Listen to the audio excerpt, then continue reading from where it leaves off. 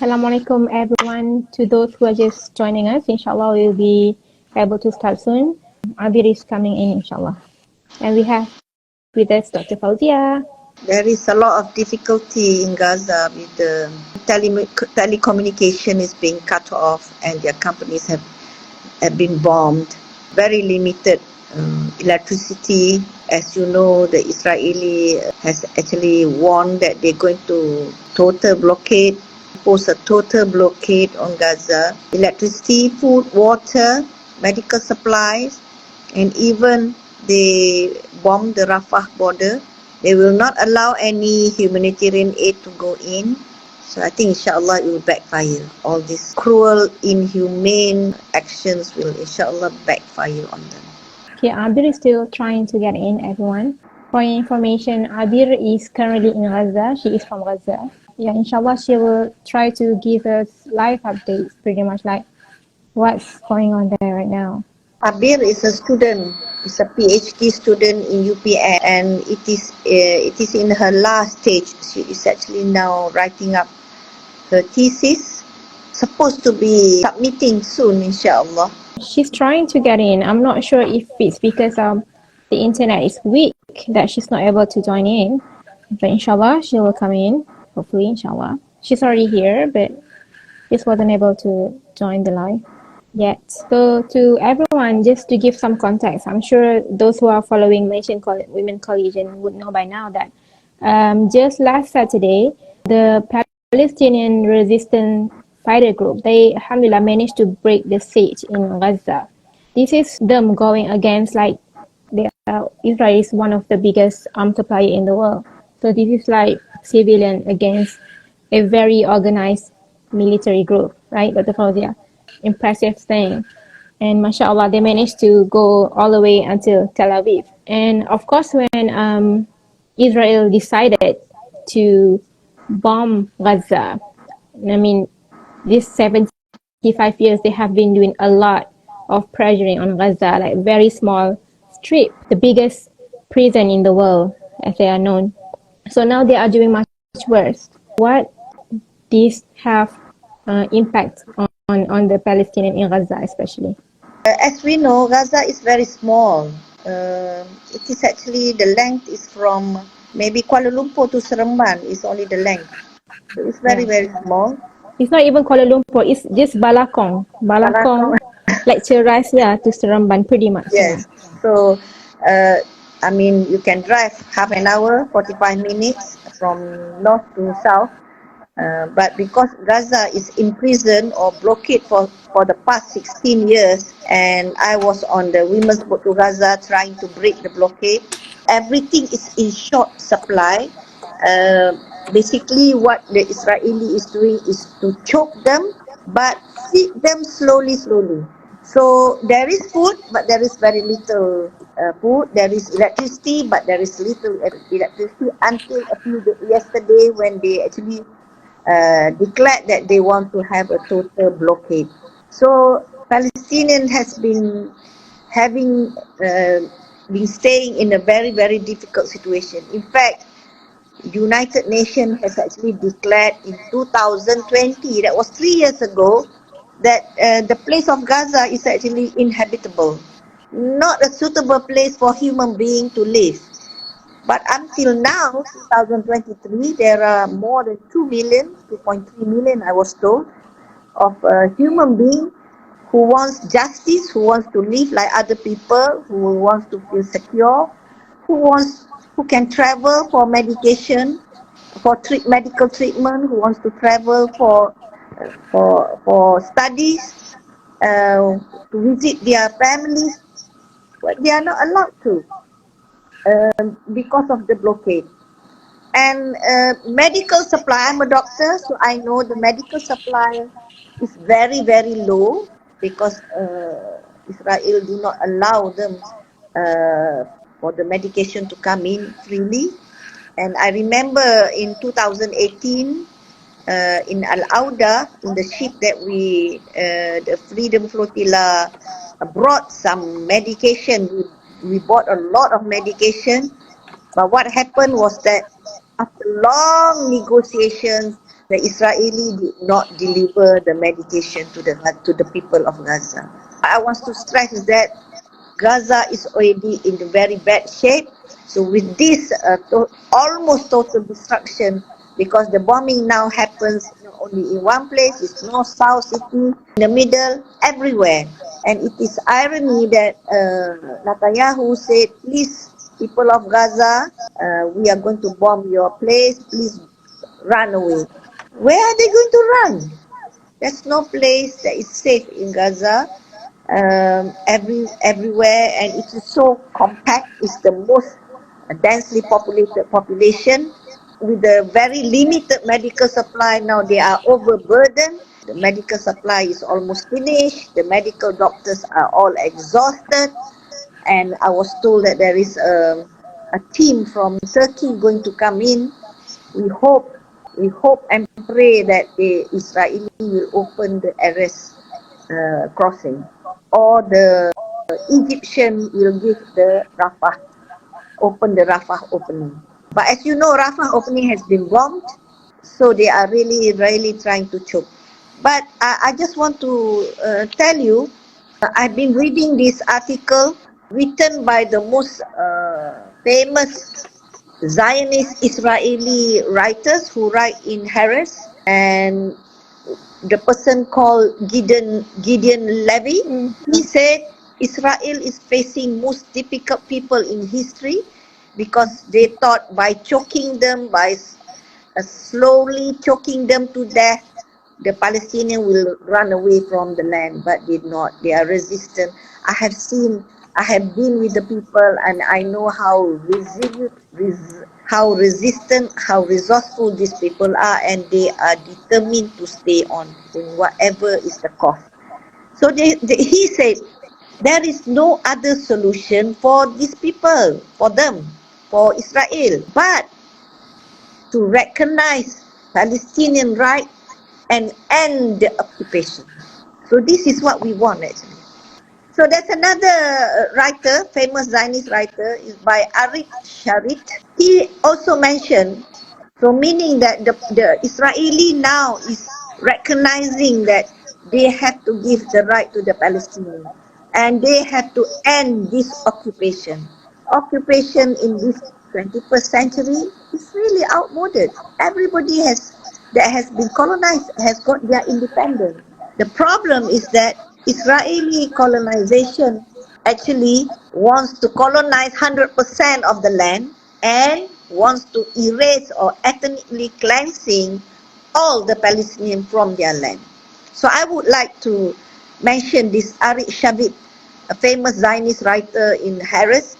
He stressed that the curse of lying is what haunts the Israeli day by day, because what they have been doing, what they have been narrating is all lies. So we are trying to give the true narrative of what is happening at ground zero. So Israelis realize that they have no future in Palestine, as it is not a land without people as they would like to. You know that these people were lied to. They were saying that Palestine is a land without people, for the people without the land. So these people come in because they think there was no people on the land. But we have been showing that Palestine was thriving at that time, with a railway network, with education system, with trade, it was a flourishing state at that time. So it is very, very, we have to consider ourselves if it happens to us. Very, very unfortunate that the United Nations make a decision to divide the Palestinian land into Zionist or Israeli and Palestinian without having consulting them. How can you decide something without having the people who are really involved being consulted to?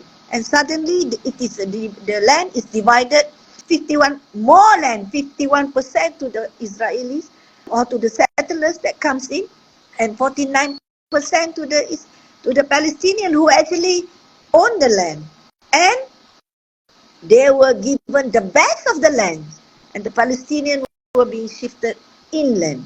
So to understand what is happening today, we must go back way beyond 1948. It has been happening from 1917. So please make or spare some time to go and read about what has been happening in Palestine and why it has occurred. What happened on Saturday happened. Okay, we're trying to start this, Dr. Fauziah. I asked Abeer to share her voice note instead, and I just play it here. Okay. While Abeer is leaving us the voice notes. So, like you mentioned just now, they have been restricting Palestinians, especially from Gaza, I mean, even in West Bank too, from going out from Gaza. Help cannot come in and they cannot go out. I mean, all this while they have been doing this anyways. Like one of the Gazan that I know, he has received scholarship from France and from French government, and then the Israel just won't allow him to go. Like, it's funny that other country has the authority to say that you can go or you cannot go for your study. That's a fully sponsored study. So this is how ridiculous this has been going on. So if they won't allow you to go out to study, they will not even allow you to go out to seek medical help, which is a case that we heard so many times, and we know like it is so stupid. Even Israel own NGO has been reporting Harris, Bethlehem. They have been reporting that all the human rights breach that is against international law, that is like basic human rights. I mean, you do not have to have the article of the bill saying that this is not right, this is not right. But why the world reacted like nothing is happening? And now the world is like being sympathizing with Israel, like the big power. Why are they like this stupid? Okay, you have to actually go back to history again. Colonial settlers program are their program. Dividing Palestine into two initially in 1948 is actually the biggest mistake that they have done. One is because of their mistake that they have done that. But of course, they have strategic political moves to put Israel right in the middle of the Arab. And if you look at Arab nations, if you look at the map, it is so strategically located to break between the East and the West. And also to have the access to the Suez Canal. The plot is actually big. It's just not simply taking the land, and of course the Jewish wants the land and create wars and insecurity all the time will also benefit some people who actually produce the weapons, try the weapons. That's why maybe historically, strategically, geopolitically, it has got all the meanings there. That's why it has never settled. But it will settle if, what happens? If the occupation ends. This is the only place that the occupation is still on. The rest are all have got their independence already. So the other thing that I wanted to comment, Wina, about this Saturday event is that Israel is with their most sophisticated system of military system detection and so on. Is actually a big blow to them, because it is a fail in their military spying intelligence. They were delayed in coming for help. There are three things they mentioned just now. Actually, they were delayed, and it was a big blow for them. So now they want to cover up their shame. They really bomb and try to actually cover up and saying that they are still the most powerful nation militarily.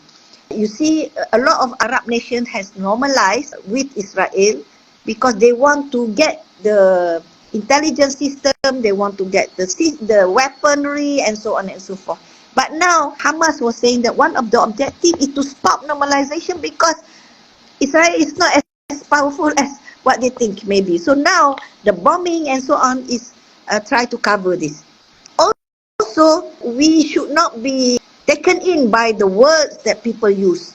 They refer Palestinian terrorists. We never should be able to use that word because by putting the word terrorist, then we already think that Palestinian is the one that is on the bad side.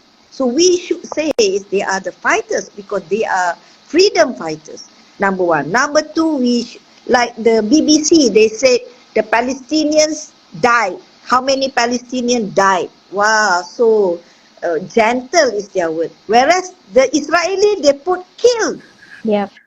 So that's how they use the words to play your sentiments. So be very careful when we are reading. These are all the narratives that they want to portray to you very, very subtly. So we should not be taken in. That's why for Jerusalem, we are encouraging to use the Islamic word or the Arabic word. Jerusalem is their Israeli or Jewish word, or Jerusalem is the English word. But of course, it will take time for people to know actually Jerusalem, Baitul Maqdis and Al-Quds is actually the same thing. We asked her, I mean, she was still trying to join us live, inshallah, but we just asked her, what is the current situation right now, especially on her. So I'm going to play this. Let's try. I'm really so happy to see you today. Alhamdulillah, we survived another night last night. Actually, it was the worst night ever we had since the aggression in Gaza, and there was heavy bombing in my area, in my neighborhood. We couldn't leave the home, especially that the bombing was in the across the street. I had many damages in my home. That's why my children and I decided to evacuate. Otherwise, we wouldn't leave our house. But we couldn't go out in the street because bombing was in the street. So we and 5 other families, because also we were cut off from electricity, from telecommunication, from the internet. So we basically don't know what's happening outside.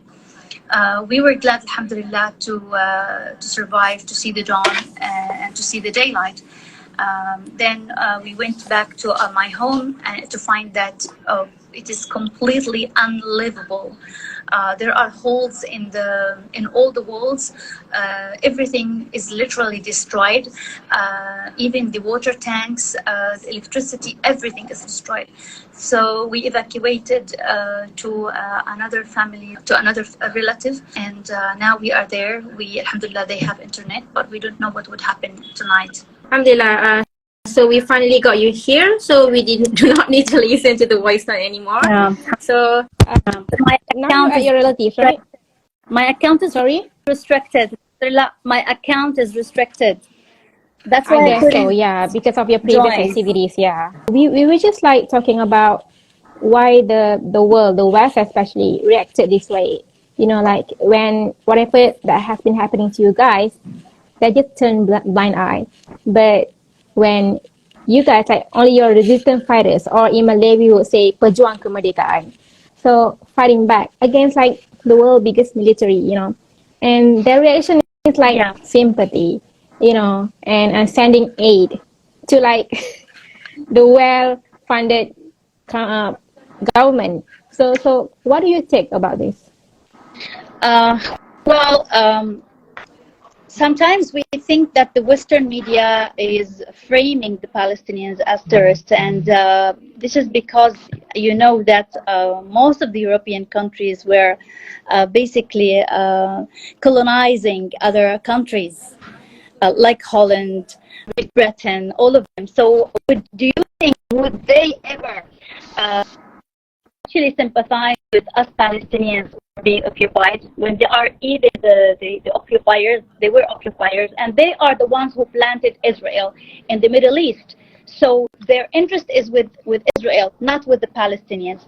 So our message should be first to the freedom-loving people of the world who have an awake conscience, for the people who believe in freedom, for freedom fighters, for people who were oppressed, like for example, like Malaysia, who were fighting the colonizing countries like UK, etc.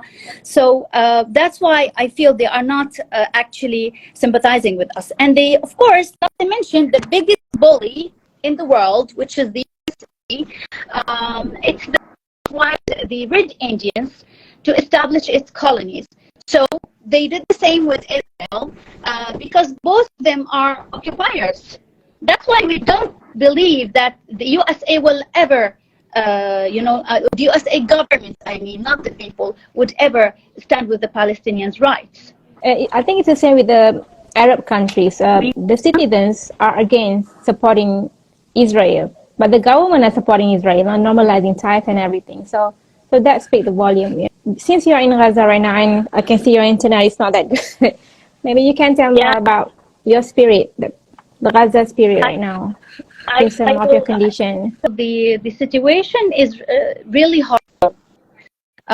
It's disastrous, actually. The Israelis are bombing every neighborhood, and this time their bombing and the strategy is getting even worse. In the previous aggressions, we used to see them warning the inhabitants before bombing their homes, to show the world that they are merciful, that they are, a moral army, and they are not like this when you're home. And when they want to target someone, they would assassinate him. It doesn't matter for them. They don't care. But this time, they showed their true color. They don't warn the family before bombing their house on their heads while they are sleeping. And that's why you can see many families have been wiped out from the civil register. And even they target neighborhoods and they keep bombing this neighborhood until they finish. This time what we have noticed, they bombed masjids, mosques. Like I think so far they bombed 6 mosques. Because this is a war against Islam. Before that, they would say we don't bomb hospitals, mosques, etc. But now they showed their true face, their ugly face. They bombed even ambulances with injured people on them. They bombed the telecommunication company to cut off internet and to cut off the call from the people and the landlines. That's why we were in a total blackout neighborhood. We even couldn't call the emergency or the civil powers to come and extract us. They bombed the ministries around us, all kinds of ministries in the neighborhood. It seems like they want to target the infrastructure of Gaza. And they said this clearly: we are going to make Gaza go back centuries to history. It's like they want us to be primitive time. Situation here, despite this kind of fear and aggression, the morality of people is very high. It's up to the sky. You know why? Because Gaza just broke its prison. It expanded. We expanded. We go back to our land. That's my grandmother has a land behind this line. Most of my grandmother's land. Our youth, they all the walls Israel has built and all the fences there is, and they are still inside these lines, and they are still fighting, and Israel couldn't know them. And sometimes they make a mistake and they fight each other. They don't know whether these are the Hamas Mujahideen or these are their soldiers. And we see all of this in the news and we feel happy. So imagine, you get this news about bombing a family in Gaza. You are in an immense fear. And on the other side, you hear another news about how Israel is fighting freedom fighters from Mujahideen who just crossed the sea, and now there is a battle going on inside. So we say, Alhamdulillah, Allahu Akbar, and we forget about our pain. So it's like this and this. Yes, you are sad, but we say, the hell with it. We have nothing to lose. We want our dignity. We either live with dignity or we die on this land. And today, one of my American friends, he's very concerned about me. He keeps writing to me every day. And he asked me, Abeer, why don't you leave to Jordan, to Egypt? Why are you enduring all of this? Why are you saying this? And I answered him with an angry voice. I said to him, Bell, stop saying this to me, okay? We either live on this land and die on this land with our dignity or not, or we get our freedom. So don't ask me this question again. I'm not leaving my land. My grandmother left her land and she was really remorseful until the last day she died, and she said, don't make this mistake again. So we're not making this mistake again. Yeah, the Israeli that's supposed to leave your land. Yes, They're the and ones who's supposed to leave, and they yesterday, are fleeing anyway, exactly. right? And yesterday we saw the picture. We saw in Ben Gurion airport. Yes. Ehud Barak. Ehud Barak is one of the Yes. criminals. He's one of the war criminals who actually wiped out Palestinian camps in Lebanon, and he's one of those who established the Israeli Zionist occupation state on our land. He was fleeing in the Ben Gurion airport. And when you see all of these people lining up to escape, this means they are real thieves and they are escaping. If you are the rightful owner, you will stand. You will Exactly. stand tall on your land. You will not leave your land. You will stand and protect all of your belongings. Not escape, not leave. Yeah. Even their colors, we look at them, their colors is not the color of the land. They are all blonde with, they are white people. But we are the ones who have this, dark color, like the land of Palestine. Yeah, we are the people from the Middle East, not them. So yes, a picture like this in the media would make us not leave at all, inshallah. Exactly, and like countries like Poland already calling out their citizens from Israel, like calling out their citizens. That says that they don't belong there. They are not Palestinian. They are not the original people there. So please, the world should like start opening up their eyes. Yeah. And, many of my friends. Sorry. Yeah, Dr. Fauziah, Sorry. continue. Yeah, inshallah, they will empty the land by themselves. Inshallah. Yeah, inshallah. Inshallah. The time is near, inshallah. Seeing them escaping yesterday, on the 7th of October. And I don't know if you know this news or not, this piece of information or not. Egypt crossed the Sinai line in the 6th of October 1973. So we were comparing between these two dates. It's the crossing. Now the Egyptians had these great crossings and they regained Sinai, which was occupied by the Israelis, in the 6th of October, and they celebrate this 1973. And now we have the Palestinian Great Cross on the 7th of October 2023. So even choosing the date is amazing. We hear that Hamas has been planning for this day for a whole year. Because they have their Sukkot holiday. They are celebrating their great cross to Egypt in history as Moses alayhi salam. And they were leaving their guards. They were in a time where they are celebrating. They don't have soldiers in the area. So the lines were totally empty. And they were celebrating in a field party. With how can I say? If you look at the videos, they were all nude in these videos, and they were running in the field the minute they hear that the Sam Brigade is crossing. Just seeing them in this great escape, and putting the picture of our grandparents when they were escaping for their life in 1948, and we are these people. They are the ones who took the land by fear. They are escaping. Brings peace to your heart. Alhamdulillah. Yeah. Actually, I am praying and I wish that the attack comes from all sides, from the north, from the Hezbollah, and also from the West Bank inside. Yes. The people in Jenin, in Hebron, in Lod, they can make a lot of trouble, so that the Israeli is busy trying to quieten down everybody, because this government is not a strong government.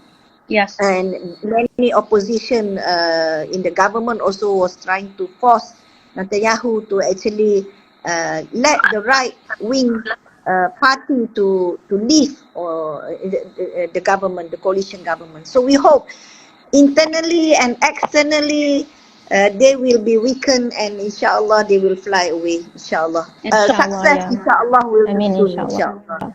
Yeah, the current situation in the political situation in Israel is not stable right now. I mean, we know this since last year pretty much. And the people, their people, the stolen people that they stole the stolen land, they don't even trust their own government. They feel their rights are being violated. So that's quite the irony, because they are violating your rights, like your Palestinians' rights. but they feel like their rights are being violated by their own governments. So yeah, that's quite funny. Also, like I have collected a few questions from my friends who are very concerned about you guys right now. So you feel free to answer any question or like skip them. So they wanted to know about your survival plan because we know Israel, they have this underground shelter, this kind of thing. And I mean, you guys are in prison, the world's largest prison. Like you guys have nowhere else to go. So they wanted to know, like, what is your survival plan and like how can they help you guys? Allow me to say that this is a funny question. I'm sorry to say this. No worries. We have no plan. Not whatsoever. Not because we don't plan. We are well and good planners, by the way, the Palestinians. But as you said, we don't have any kind of shelters, underground shelters. The only plan we have is an emergency luggage that we put next to the door. Every aggression, I take a picture for it. I put in it all of my certificates and my children's certificates. I put on them like a change for each one of us to change their clothes and the most important things like their school books and their uniforms. And every one of them can carry his own backpack. Okay. So this is the only plan. In case there is bombing and we were able to evacuate, then each one will carry this backpack and run. Otherwise, you will have your home leveled up on your head. That's it. And if you run, you would go to another friend's home, and maybe if you go to this home will be also threatened. So that's it. So the only plan that we have in our minds is just to surrender to Allah subhanahu wa ta'ala. Ask Allah subhanahu wa ta'ala to protect us. We keep reciting our prayers, dua.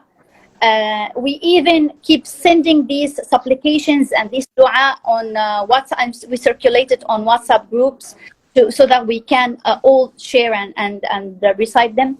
And even we recite this dua among the children and the family. We try to calm everyone around us. And Alhamdulillah Rabbil Alameen, this is how we survive. It's a day-by-day survival. So every day, Dr. Fauziah, if you see me texting you on Facebook, on WhatsApp, what I say, Alhamdulillah, I survived another two. So it's a day. I was very worried about you.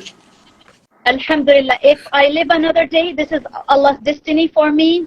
If not, then subhanallah, completely surrendering to Allah subhanahu wa ta'ala, because it's a win-win situation. And someone would ask me, how would you consider this exactly as a win if you die? Yes. Well, as a Muslim, you believe, first of all, you are just standing on this land. This is ribat. And the hadith for Prophet Muhammad sallallahu alaihi wasallam, if you have the intention of ribat on this land, then inshallah, if you die even in your sleep, then you are shaheed. You're a martyr. So we are taking the thawab of ribat by standing on this land and not leaving or escaping this land. And then if we die, then we are shaheed. So it's a win-win situation. So even our death makes the Jews angry. Why? Because we die while we are happy. For them, they don't want to die. They hate dying because their life is the life that they have on this dunya. But for us, the real life is what we have in the hereafter. So this is what makes them really angry, that we are looking for the hereafter. We are asking them to kill us when we go to fight them in the field or even by staying on our land. This is something beyond their comprehension. They always keep saying, how would someone would want to die? But we want to die because this is the best way to die, to be shaheed. Inshallah, yeah, I know, like, I kept asking you every day, like, Abeer, how are you doing today? Abeer, how are you doing today? And, you would update me, like, all the bad things, blah, blah, blah. And we used to say, Alhamdulillah, Alhamdulillah. And I was like, oh, inshallah, she can say Alhamdulillah still. Dr. Fauziah, do you have any question for Abeer? Yeah, she's in the land of riba. She is actually very, very lucky. She's higher. Tawab is higher than us. Alhamdulillah. So, you know. What about the food and the water supply? Because Yeah. they are already blocking you. They say they are going to be having a total blockade, I Yeah. suppose. So can you sort of just tell us what's happening? Not allowing the humanitarian aid to come in. So how long can you all last? And we hope manna wa salwa will come down, inshallah, for you. Well, first of all, we will not die of famine. That's for sure. I mean, They keep saying that they are and they actually started, stopping the supplies from coming. First of all, we try to be economic with the resources we have right now, and even before their threat. Not right now. We don't have electricity like 24 hours or water like 24 hours. No, we don't have this luxury, and that's why we always have like an extra water here and there. For electricity, alhamdulillah, the people in Gaza, they are very resourceful. We always have like, we use the battery of cars to make a little bit of LED light and to keep the internet, going. And we now, instead of having 3 meals a day, it's enough to have 1 or 2, depending. Like, for example, yesterday we lived on only 1 meal, which is breakfast, and it was at 12 noon. So it was breakfast and lunch. And when we wanted to have dinner, lunch, it was in dinner time, and we couldn't eat it because the bombing started. So we just took 1 bite. The bombing started. We escaped, and we didn't eat anything until the morning. In the morning, we kept, taking our stuff from the under the rubble, and then we evacuated to safety. And I took my breakfast at 2 p.m. So this is basically breakfast and lunch. Wow. We can actually fast. That's number 1. So we will survive, inshallah, with the minimal that we can. That's 1. Number 2. We believe that this is the land of blessings. Al-Ard al-Mubarakah. It's a blessed land. This is what Allah said. Yes. So we always say nobody has ever died of famine in Gaza or of hunger in Gaza. We always find that the little we have is a lot. And Yes. believe Barakat. I used to, as someone who's living here, we always say that this is the land of Barakah. We repeat this because this is what we know. Yeah. But I didn't realize it until I came to live in Malaysia. At that time, I realized that I lost the barakah. If I don't have 1 ringgit, if I reach the end of the month with only 1 ringgit, I would worry because I know I will not survive. But in Gaza, we the salary ends like around the 10th day of the month. But we can't survive without any money until the end of the month. This is, and I noticed even the kind of fruit we have. I remembered that when I eat it in Malaysia, it doesn't have a smell. The beautiful odor. I don't know how to describe it. And it's even when you eat it, and when you buy with little quantity. There is no barakah. But here in Gaza, you just buy 2 or 3 or 4, and you are amazed how would this kind of little quantity would last for a long time. So I started to make this kind of comparison in my mind. And that's why when I came back to Gaza, I told people that this is how the barakah. You don't realize it until you go out. And people started even to see this. Alhamdulillah. Yeah. So that's why we don't worry about their threats, because this comes from Allah, not from them. Let them threaten whatever they want. Let them say whatever they want. Allah is more powerful than them. Inshallah. So beautiful. Like there's a lot of lesson for us Malaysian, mashallah. Look at Abeer, you are in the situation, very bad situation. Your house is being destroyed. You have been a second-time refugee. But look at your spirit. Alhamdulillah. Alhamdulillah. It's all for Allah subhanahu wa ta'ala. And you know Rana Shbeer. Yeah. Her house is completely demolished. Allah. Yes. Inshallah, she said, I'm fine, alhamdulillah. Like I message her every day too, and she kept saying, I'm fine, alhamdulillah. Yeah. So me and her, we are in a group, and we were supposed to have also like a live feed with another friend, and the friend asked about her health, whether she can join, and she said, Alhamdulillah, my home is gone. And I said, Alhamdulillah, I still have a home, but it's unlivable. So I still have a home, and this is the least, but it's so you look at the full part of the cup. So Alhamdulillah also for that. And many people are like Rana. So at least when we join, when we talk, we are not people who are just giving examples and lifting up the morals. No, we are people of the people. Yes. We are living. We're actually living it, yeah. Yeah. So actually now Malaysian must learn, even if we have we are in deep dire difficulties, we still say Alhamdulillah. We have to Yes. learn from you. I mean, sometimes people will say, what? You say Alhamdulillah? You are in difficulty, you are in crisis. But this is what we have to learn from you all. And we know people of Palestine, Gaza, they are very resourceful, they are very resistant, and they are very resilient. Alhamdulillah. Very resilient, very. These are the things that we You know, when you message me, like when I read your message, like I woke up and just listened to your voice note last night, and I was like, oh, I was so worried about you.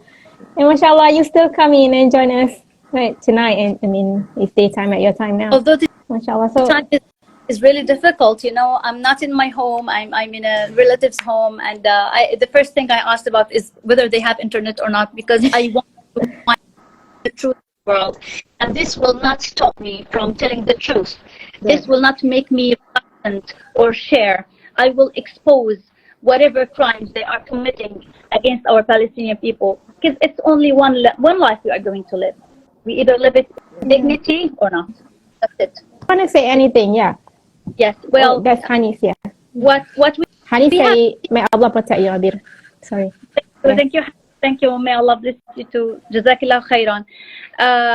What we all see here in the streets, you know, when people talk, we say Israel is looking for a winning picture. They are actually trying to cover their failure, to cover their scandal.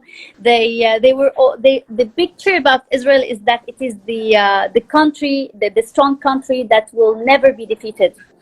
So, and I read the Israeli news from many newspapers. Just reading them, you know, makes me happy, because they are admitting their failure, and they say very people with very limited resources, and of course because they are looking down at us, are actually able to beat such an organization with all of its technology and the soldiers that have been trained for a long time, and their government has spent a lot of their training. But for these fighters, very resources they have, they would kill us and come and beat us. They said that these soldiers, these fighters are fearless. We don't know where they come from. Another one admitted, he said, we took their land in 1948. We committed massacres. We put them under a siege. We humiliate them. We take their women. We put them into prison. We even take nude pictures for them. We do not allow them water or food, and we do not allow them to travel. And still, we don't want them to scream or fight back. This is one of the Israeli, journalist. He wrote this article. He said like this. So I'm good. I feel happy to hear that someone is admitting that.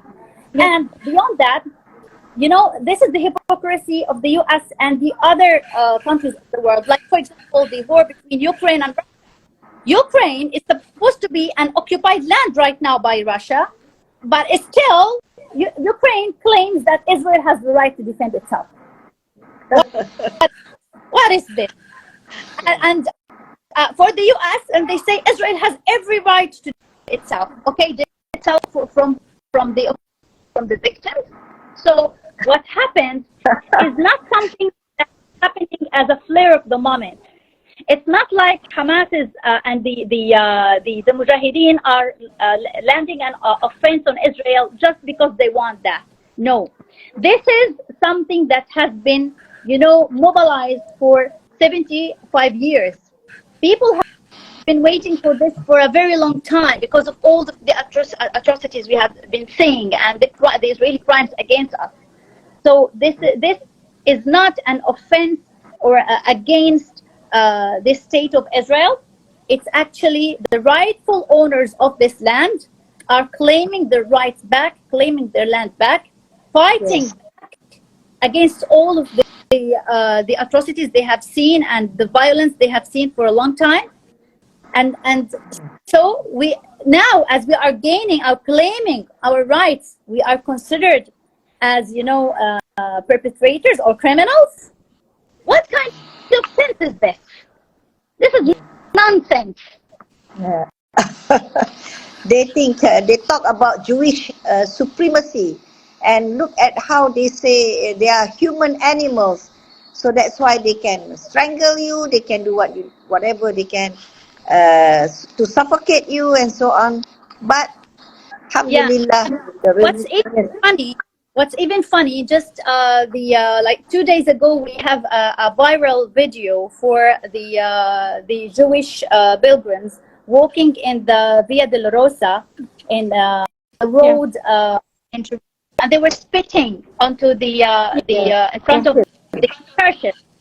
And I don't know how would the big Christian country would still stand with a state that is they're just silent about this. Yeah, and they're still standing with them, and they say Israel has the right to defend itself. Israel is not looking up at anyone. Nobody is equal to them. They feel that they are superior to everybody.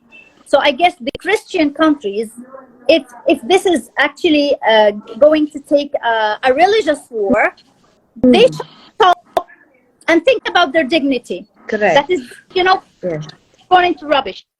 Yeah, Israel is a big bully, and when the bully is being hit, they cry, baby. Play. How come I have the right to defend myself? What about the Palestinians? They don't have the right to defend themselves? Come on. Yeah, it's funny that this is 2023 and we're talking about gender equality, recognizing everyone as they are, blah, blah, blah. But then colonizers are still there. Like this is so outdated and backward, it's so out of trend. Stop colonizing other people's country. This is stupid. This UN Agenda 2030, it's not long, it's another 7 years. They say there should be equality, justice, tolerance, blah, blah, blah, blah. So these are all big words, no action. Yeah. What the atrocities that they have been doing. So useless. The UN is actually of the Christian colonized countries. So if you play by the rules, then you can be in. If you're not, then you will be out. So I don't believe in the UN. I don't believe that the UN is actually fair. So that's why the Muslim countries should have their own United Nations, and they should have taken the role.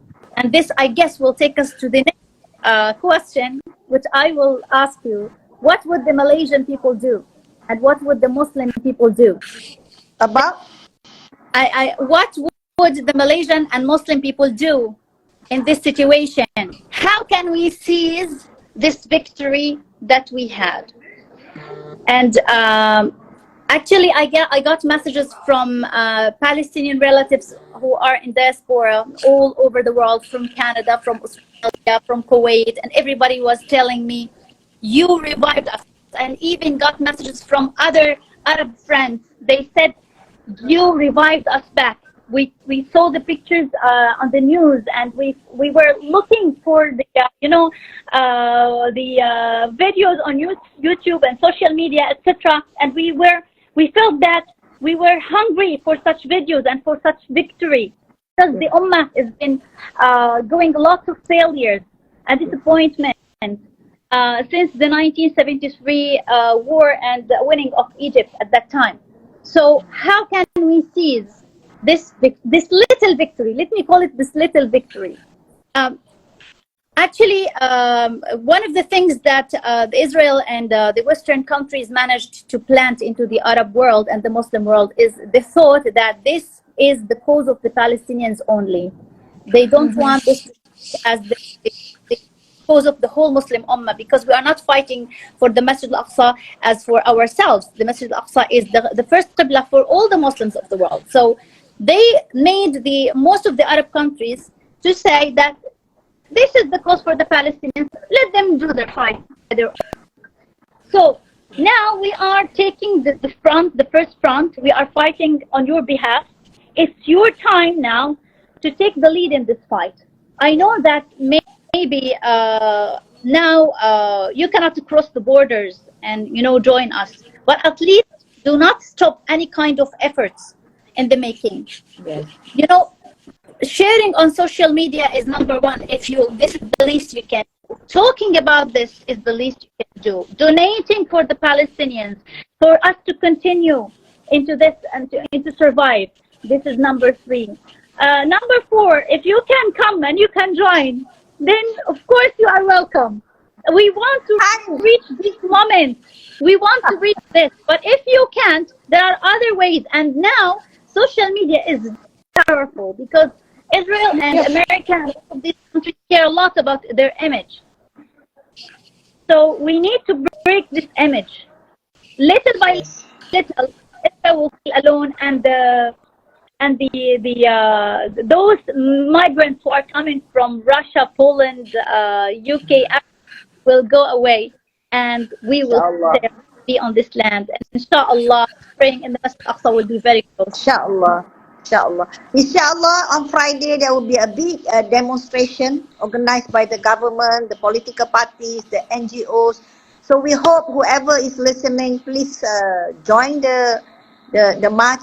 Initially, I was hesitant when before 10, 20 years ago. I said, why must we go for demonstration? But when I reached Gaza, the people of Gaza were saying that we were motivated because of your solidarity. So please don't make this little. This will be shown in the social media, and this will give them the spirit, because the people of the world are giving you support. So the least that we can do is to be present for the demonstration, inshallah, on Friday. And Malaysian government has issued a statement, and also they are going to give 5 million ringgit or dollar, I don't know, to help you rebuild. And a lot of my friends and doctors are already texting and telling me, inshallah, is going to give whatever they have, or how much ever they have to support for your cause, inshallah. And we won't stop talking about your cause, and you have given us so much teachings and learning for us to learn from you, and for us to be closer to Allah subhanahu wa ta'ala. Be a good Muslim, so that the world can become much better, inshallah. Inshallah. And one last thing I would like to say here, because many people would say, okay, we keep donating, and Israel demolishes homes, the money we spend are gone in vain, and then we have to go and donate again and rebuild again. Well, let me tell you something about Gaza. In Malaysia, they have the hibiscus as the symbol for the correct? Hibiscus, okay. It's on the You're breaking up. on the you have the hibiscus, right? The hibiscus flower. For Gaza, the symbol for Gaza is the phoenix bird. Phoenix is a mythical bird.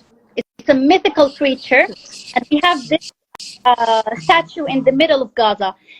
This bird really can rise up from the ashes. It's a myth, but it is the symbol for Gaza. Gaza always rises up from the ashes. It dies and it stands up again. It lives again. So keep this in your mind. Whatever they demolish, we rebuild, and we continue, inshallah. We will never stop. We will never be disappointed. We will never be sad. We will continue and rebuild, inshallah. Every time they demolish, we rebuild. As long as we are still alive, inshallah. Inshallah. Inshallah. Yes. Inshallah. From the river to the sea, Palestine. Palestine will be free, inshallah. Free Inshallah. Palestine. Again, Dr. Fauziah, that I'm a big activist for education. I believe in education. Yes. I told you this many times. You know that. And I always say, if you want to donate for education. Do not donate for food parcels. We are not hungry people. We are not big. Yes. We are people with dignity. We can eat. With the little we have, we can survive. But yesterday, Israel has completely demolished the Islamic University of Gaza. They demolished the IT building and they demolished the engineering building. Why is this? Because they know that with this amazing plan, with everything they have done, with everything they have created. You have seen how they created the parachute from nothing. This is all because our young and our Education, are educated people, not just illiteral, hungry people. So again, I say support education for the Palestinians. Of course. Yep.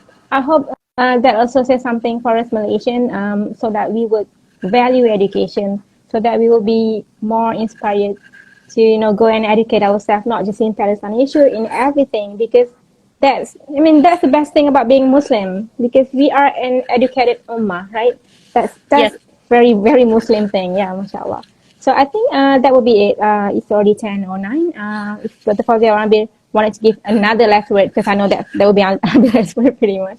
So good to hear from you, Abeer, by the way. I'm so happy to see you well-spirited, not depressed, not like how? frustrated. Okay. And, Alhamdulillah. We keep on praying that Allah will give you success, inshallah. Ameen, Dunya Allah. wal akhirah. And if you go to Firdaus, Jannatul Firdaus, don't forget us. At least search for me. And I hope to hear and get your message daily, inshallah. Oh no, her internet. Abeer. Yeah, I'm going to be bugging you every single day and checking you, Abeer. So you have to bear with that.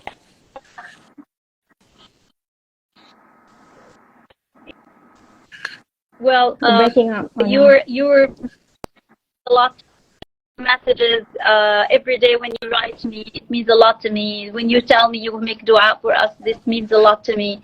So it makes us feel we are.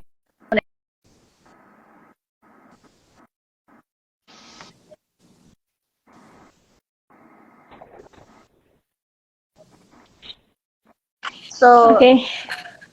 hadis that I want to mention, tak ingat dia punya benda sangat. For those people who go for jihad, of course they will get the shahid. But for those people who help the mujahideen to be equipped, will get the same thing. So we cannot travel to Gaza to fight the Israeli, but of course we can help with the support to ensure that they stay on the land, inshallah, and fight on our behalf. Inshallah. Assalamualaikum warahmatullahi wabarakatuh. Inshallah. Thank you so much. Assalamualaikum warahmatullahi wabarakatuh. Thank you to everyone who joined us. Inshallah, this video will be available online. Inshallah. Okay. Bye. Inshallah. Assalamualaikum. Assalamualaikum warahmatullahi wabarakatuh.